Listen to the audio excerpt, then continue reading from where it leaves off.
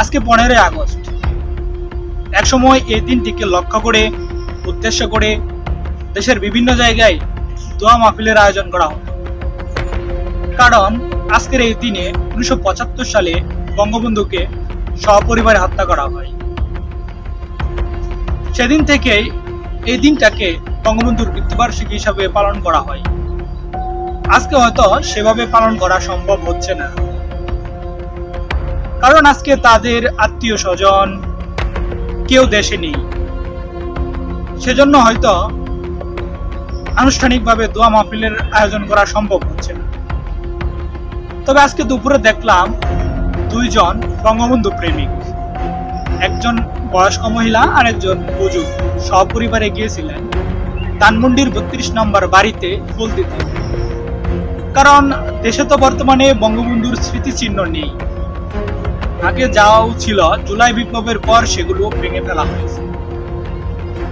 শুধুমাত্র শেষ স্মৃতি চিহ্নটুকু রয়েছে ধানমন্ডির 32 নম্বর বাড়ি, তবু হাত ভাঙা অবস্থায়। সেখানে ফুল দিতে গিয়েছিলেন। সেখানে সংবাদ মাধ্যম কর্মী এবং এক শ্রেণীর মানুষ তাদের বাধা দেয়। আমার বোধগম্য নয় কি কারণে, কেন তাদেরকে বাধা দেওয়া হয়েছে।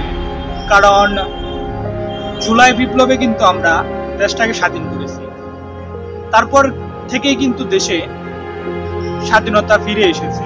সবাই স্বাধীনভাবে কথা বলতে পারে, স্বাধীনভাবে চলাফেরা করতে পারে, নিজের মত প্রকাশ করতে পারে। সবাই স্বাধীনতার লাইসেন্স পেয়েছে। তাহলে তাদের কেন বাধা দেওয়া হবে? তাদেরকে বাধা দেওয়ার মাধ্যমে কিন্তু রাজনীতিকে উস্কে দেয়, প্রতিহিংসার আগুন জ্বালিয়ে দেয়।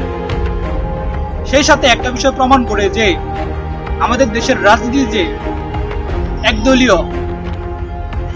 কারণ যুগে যুগে কিন্তু যে ক্ষমতায় এসেছে সেই কিন্তু এই পথ অবলম্বন করেছে।